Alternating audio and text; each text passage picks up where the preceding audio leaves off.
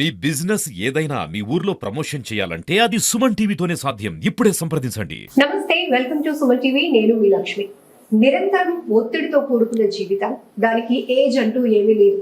చిన్న పిల్లల నుండి అంటే చదువుతున్న వాళ్ళ నుంచి జాబులు చేస్తూ రిటైర్మెంట్ టైం వరకు ప్రతి ఒక్కరిలో అనేక రకాల సమస్యలు చూస్తున్నాం. అయితే ఈ బిజీయెస్ట్ లైఫ్ లో అనేక రకాల ఆరోగ్య సమస్యలు ఎదుర్కొంటున్నాం. కానీ ఎప్పుడు ఏ వైపు నుంచి ఏ సమస్య మనల్ని అటాక్ చేస్తుందో, ప్రాణాలు తీస్తుందో కూడా ఎవరు గుర్తించలేని పరిస్థితి. మరింత బాధాకరం ఏంటంటే ప్లే గ్రౌండ్ లో ప్రేయర్ లో ఉంటూనే చిన్నపిల్లాడు అలా హార్ట్ స్ట్రోక్ తో పడిపోతున్నాడు. స్కూల్లో పాఠాలు వింటూనే అమ్మాయి బెంచ్ కింద నుంచి పడిపోతుంది. అలానే వర్కౌట్స్ చేస్తూ టీనేజర్స్ కూడా హార్ట్ అటాక్ తో పడిపోతున్నారు. ఏంటి సమస్యలు? అప్పటి వరకు టీన్ మా డబ్బులకు డాన్సులు వేస్తూ ఒక్కసారిగా కుప్పకూలిపోతున్న వాళ్ళని చూస్తున్నాం. కార్డియాక్ అరెస్ట్ ఎందుకు అవుతోంది, ఎందుకు వస్తోంది, మన లైఫ్ లో మనం డైలీ లైఫ్ లో చేంజ్ చేసుకోవాల్సినటువంటి అంశాలు ఏంటి, ఇవన్నీ డీటెయిల్ గా తెలుసుకుందాం ఈ వీడియోలో.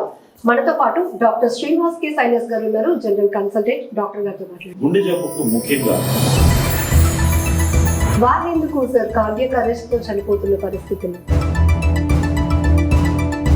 గ్యాస్ట్రిక్ పెయిన్, హార్ట్ పెయిన్, ఈ రెండింటిని ఎట్లా గుర్తించవచ్చు అంటారు? మన బాడీ ఎప్పుడు మన ఫ్రెండ్. దీనికి ముందు మనకి ఏమైనా బాడీలో సింటమ్స్ ఉంటాయి అంటారా? మీరు ఆహారం ఆకలిస్తేనే తినండి. నమస్తే డాక్టర్ గారు.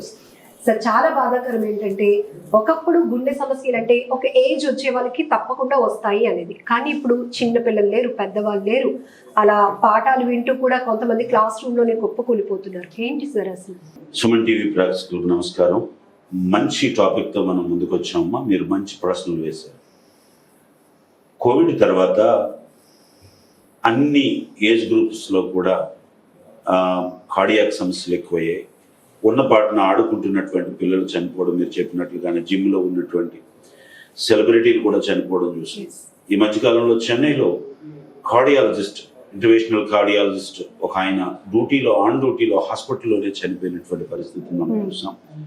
ఇక ఏజ్ సమస్య లేకుండా, మీరు చెప్పినట్లుగా ఏజ్తో సమస్య లేకుండా కార్డియాలజీ ఇష్యూస్, కార్డియాక్ అరెస్ట్ అనగా మ్యాసివ్ కార్డియాక్ ఇష్యూస్ కానీ, అటాక్స్ కానీ, సో స్ట్రోక్స్ కానీ వస్తూ ఉన్నాయి. ఇవన్నిటికీ ఒకటే కారణం, హెల్దీ లైఫ్ స్టైల్ని లీడ్ చేయకపోవడం. ముఖ్యంగా ఆరోగ్యవంతమైనటువంటి లైఫ్ స్టైల్ని లీడ్ చేయకపోవడం ప్రధానమైనటువంటి సమస్య. రెండోది మీరు చెప్పినట్లుగానే స్ట్రెస్. అది చదువు మీద కావచ్చు, కుటుంబం మీద కావచ్చు, వర్క్ లోడ్ కావచ్చు, మీకున్నటువంటి ప్రొఫెషనల్ సమస్యలతో అంటే విపరీతమైనటువంటి స్ట్రెస్ ఉండడం వల్ల దాని విషయంలో పదే ఆలోచించడం. మూడోది ప్రధానంగా మీరు తినే ఆహారపు అలవాట్లు. మీరు తిన్నటువంటి ఆహారం ఏ విధంగా తీసుకుంటున్నారా, సమతుల్య ఆహారం తీసుకుంటున్నారో లేదో, సో బ్యాలెన్స్డ్ డైట్ తీసుకోకపోవడం. ఈరోజు ప్రతి ఒక్కరికి కూడా ఆర్డర్ చేసి బయట తినే భోజనాలలో అందులో ఏం కలుస్తున్నాయి, ఎలా కుక్ చేస్తున్నారు అనే విషయాలు తెలుసుకోకపోవడం ఒక కారణం. మరొక ప్రాముఖ్యమైనటువంటి కారణం అడ్డగోలు మందులు వాడడం. దేనికి పడితే దానికి బిల్లులు వేసుకోవడం, టాబ్లెట్స్ వేసుకోవడం. అది తలనొప్పి కావచ్చు, అది కడుపు నొప్పి కావచ్చు, అది కాలు నొప్పులు కావచ్చు, అది కీళ్ళ నొప్పులు కావచ్చు. డాక్టర్ గారు పర్యవేక్షణ లేకుండా ఏ బిల్ల పడితే ఆ బిల్ల మెడికల్ స్టోర్ని చేసుకోవడం వల్ల కూడా మీ గుండె మీద విపరీతమైనటువంటి ఒత్తిడి గురై మీ రక్తంలో ఉన్నటువంటి మీ రక్తాన్ని వేరేలా మార్చేసి బ్లాక్స్ వచ్చే ఛాన్సెస్ ఉండడానికి గల కారణాలు ఇవి కూడా ఉంటాయి. ఇక చివరిది చెప్పేది ఏంటంటే జన్యుపరమైనటువంటి వ్యవహారాలు, మేనరికం కానీ, లేకపోతే తల్లి కడుపులో బిడ్డ ఉంటుండగా విపరీతమైనటువంటి మందులు వాడడం వల్ల కానీ, లేకపోతే వారసత్వ సంపదగా వచ్చినటువంటి కాన్జెనిటల్ హార్ట్ డిసీజెస్ అంటారు, సిహెచ్డిస్ అంటారు, ఇవి కానీ, మరి కొంతమంది పిల్లల్లో తల్లి కడుపులో ఉంటుండగానే పుడుతుండగానే కార్డియోవాస్కులర్ డిసీజెస్ కానీ, సివిడిస్ కానీ, లేకపోతే పిఏడిస్ అంటారు అనమాట.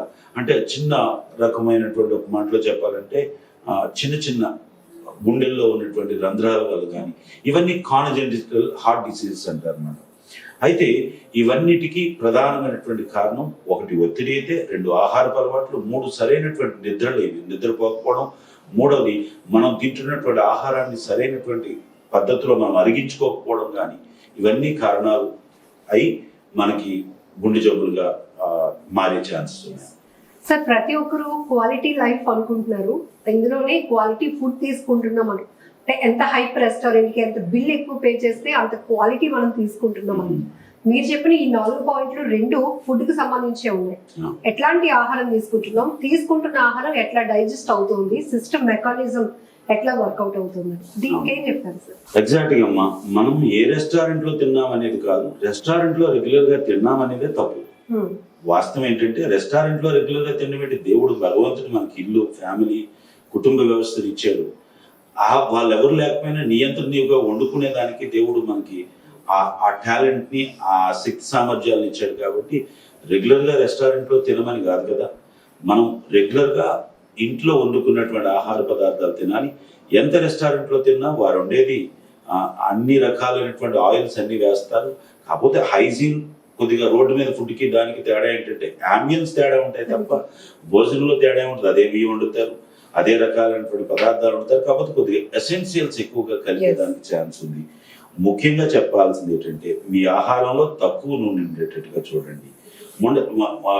మరొక అంశం, ముఖ్యమైనటువంటి అంశం, మీరు ఆహారం ఆకలిస్తేనే తినండి తప్ప ఆకలి లేకుండా అన్నెసరిగా పదే పదే భోజనాన్ని తినడం అంత మంచిది కాదు. అది ఏదైనా కావచ్చు, ఏ ఆహారమైనా కావచ్చు.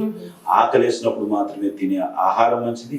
నువ్వు పని చేస్తేనే తినడానికి నువ్వు అర్హుడు అనే ఉద్దేశాన్ని నువ్వు కనుక్కోగలిగితే గుండె జబ్బులకు మనం దూరం. సరే, ఇంకొక వ్యాలిడ్ పాయింట్, వర్కౌట్స్ చేస్తూ అంటే వాళ్ళు ఆల్రెడీ ఫిజికల్ గా ఫోకస్డ్ గా ఉన్నప్పుడు కూడా వాళ్ళు ఎందుకు సార్ కార్డియాక్ అరెస్ట్ తో చనిపోతున్న పరిస్థితులు? చెప్పాను కదమ్మా ఇప్పుడే, సిహెచ్డి అని చెప్పాను.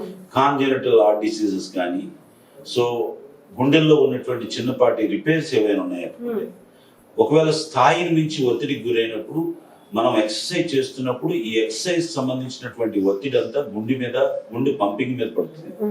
ధమనులు, శరీరాలు అని ఉంటాయి.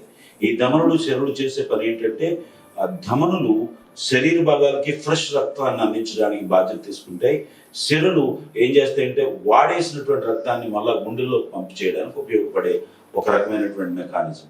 అయితే అప్పటికే ఈ వాల్స్ లో, ఈ ధమనులో కానీ శరీరంలో కానీ ఒకవేళ కాల్షియం డిపాజిట్స్ కానీ, ఫ్యాట్ డిపాజిట్స్ కానీ ఏమైనా ఉండడం వల్ల కానీ, ఒకవేళ అప్పటికే గుండె జబ్బు మీకు తెలియకపోవచ్చు. ఎందుకంటే అన్ని గుండె జబ్బులు తెలియాలనే పద్ధతి ఏమీ లేదు. ఏదైనా దానికి ఒత్తిడి జరిగినప్పుడు అది పట్టు వదిలేసే పరిస్థితి ఉంది. కాబట్టి అప్పటికే గుండెల్లో ఏదైనా సమస్య ఉండేటప్పుడు ఎక్సర్సైజ్ చేస్తున్నప్పుడు కూడా విపరీతమైనటువంటి ఒత్తిడికి, అంటే పంపింగ్ మరీ ఎక్కువైనప్పుడు గుండె తన పట్టును కోల్పోయి సడన్ గా గుండె ఆగిపోయే ఛాన్స్ ఉన్నాయి. కాబట్టి కాంజెనిటల్ హార్ట్ డిసీజెస్ అయ్యి ఉండొచ్చు, సివిడి కావచ్చు, మరికొన్ని కారణాలు. ఒకవేళ బ్లాక్స్ ఏమైనా ఉన్నప్పుడు విపరీతమైనటువంటి ఎక్సర్సైజ్ చేయడం వల్ల, పంపింగ్ చాలా స్పీడ్ గా రన్ అవడం వల్ల గుండె దాన్ని తాకిడిని తట్టుకోలేక వెంటనే పట్టు వదిలేసే దాన్ని సడన్ కార్డియాక్ అరెస్ట్ అంటారు. దీనికి ముందు మనకి ఏమైనా బాడీలో సింప్టమ్స్ ఉంటాయి అంటారా? సడన్ కార్డియాక్ అరెస్ట్ అన్నారు. సో మనకి గ్యాస్ట్రిక్ పెయిన్, హార్ట్ పెయిన్, ఈ రెండింటిని ఎట్లా గుర్తించవచ్చు అంటారు? ఎగ్జాక్ట్ గా మన బాడీ ఎప్పుడు మనకి ఫ్రెండే. మన బాడీ ఎప్పుడు ప్రతిదాన్ని చెప్తుంది. ఉదాహరణకు మీకు జ్వరం వస్తే మీ శరీరం కాలుతున్నట్టుగా, మీ శరీరం అంతా నొప్పులుగా అనిపించడం అంటే జ్వరం అనేది ఎక్కడో శరీరంలో ఏదో రుగ్మత వచ్చింది, నాకు ఇబ్బందిగా ఉందని చెప్పడానికి మీ గుండె, మీ శరీరం అలారం చేస్తూ ఉంటుంది. అంతేకాదు మీ శరీరంలో ఎక్కడైనా ఏమైనా గుచ్చుకుంటే వెంటనే మీ నోరు స్పందించి ఆ విషయాన్ని తెలియజేస్తూ ఉంటుంది.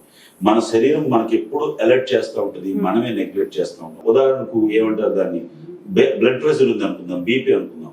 బీపీ ఎక్కువ అవుతున్నప్పుడు ఏమవుతుందంటే ఒక వ్యక్తికి తలనొప్పి రావడం, తల బరువుగా అనిపించినట్టు ఉండడం, కూర్చొని లెగుస్తున్నప్పుడు లెగ్స్ కూర్చునేటప్పుడు తల ఇసురుతున్నట్టుగా అనిపించడం, ఒక చెయ్యి ఒక కాలు నొప్పి వచ్చినట్టుగా అనిపించడం, చెస్ట్ అంతా ఏదో బరువుగా ఉండడం అనిపిస్తూ ఉంటుంది. ఏముంది, రాత్రి నిద్రపోలేదు మరొక కారణం చేత, లేకపోతే మరొక కారణం చేత అని దాన్ని పక్కన పెడితే అవన్నీ సిగ్నల్స్ ని మనం పట్టించుకోవాల్సినటువంటి బాధ్యత ఉంది. ఆరోగ్య విషయంలో పట్టించుకోవాలి. సో ప్రతి దానికి కూడా సిగ్నల్ ఇస్తూ ఉంటుంది. గుండె జబ్బుకు ముఖ్యంగా మీరు తరచుగా నడుస్తున్నట్లయితే, ఎప్పుడు నడుస్తున్న వారు కంటే ఒకవేళ నడుస్తున్నట్లయితే వారికి ఆయాసం రూపుతున్నట్టుగా అనిపిస్తూ ఉంటుంది. ఒక చెయ్యి పర్టికులర్ గా లాగుతున్నట్లుగా, పీకుతున్నట్లుగా అనిపిస్తూ ఉంటుంది. ఎక్కడ ఈ చెస్ట్ భాగంలో, అంటే ఉదాహరణకు ఒకవేళ గుండెకి సంబంధించినటువంటి సమస్య ఉండేటప్పుడు ఈ చెయ్యి రేడియేషన్ జరుగుతూ ఉంటుంది. ఒక మాటలో నొప్పి అనిపించడం కానీ, ఈ వేలు పీకుతున్నట్టుగా అనిపించడం, ఇవన్నీ కూడా సమస్యలే. రెండోది ఎక్కడో సూదుతో గుచ్చుతున్నట్టు అప్పుడప్పుడు అనిపిస్తుండడం కూడా ముఖ్యమైనటువంటి కారణం. ఒక్కొక్కసారి మీకు ఎప్పుడైనా గమనించారా, ఎవరైనా మిమ్మల్ని అప్ అనిపిస్తే భయపడతారు కదా, అలా భయం అనిపించినట్టుగా గుండె ఒకసారి చాలు అంటున్న సంకేతాలు కూడా ఇస్తూ ఉంటుంది. ఎక్కడో రిపేర్ జరుగుతున్నట్టుగా, అంటే ఉన్నపాటున ఏదో జర్క్ వచ్చినట్టుగా అనిపించడం, ఇవన్నీ కూడా గుండె జబ్బుకు సంకేతాలే. అంతేకాకుండా నిద్రపోతున్నప్పుడు మధ్యరాత్రుల్లో కొన్నిసార్లు నిద్రలో ఊపిరి అందలేనటువంటి ఫీలింగ్ రావడం కానీ. 3, ఎప్పుడైనా నిద్రపోతున్నప్పుడు ఎక్కువ పిల్లోస్ వేసుకోవడం వల్ల గుండెకి అందాల్సినటువంటి పంపింగ్, అలాగే ఆక్సిజన్ ప్రాపర్గా అందకపోవడం వల్ల నిద్ర మధ్యలో మెలకు రావడం, ఇవన్నీ ముఖ్యమైనటువంటి కారణాలు. ఇంకా అన్నిటికంటే మీకు ఈజీగా తెలిసిపోయే కారణం, ఇదివరకు ఎప్పుడైనా మీకు చిన్న గురక రావడం వేరు, విపరీతమైనటువంటి గురక వస్తున్నట్లయితే అది కూడా గుండె జబ్బుకు కారణం కావచ్చు. అంతేకాకుండా పొట్ట పెరుగుతున్న కొద్ది గుండె జబ్బుకి రావడానికి ఆస్కారం ఉంటుంది. మీ శరీర భాగాలు ఎప్పటికప్పుడు దాన్ని చెప్తూ ఉంటాయి. అన్నెసరీగా కొన్నిసార్లు ఈ గుండె జబ్బు ఉన్నటువంటి వ్యక్తి అప్పటిదాకా కూలుగా ఉన్నట్టు ఉంటాడు, విపరీతమైనటువంటి ఒత్తిడికి గురై పెద్ద అరుపులు అరవడం, కేకలు వేయడం, గొడవ పెట్టడం లాంటివి చేస్తూ ఉంటాడు. ఇవన్నీ గుండె జబ్బుకు కారణాలు కావచ్చు. థ్యాంక్ యూ డాక్టర్ గారు. Welcome. నమస్తే.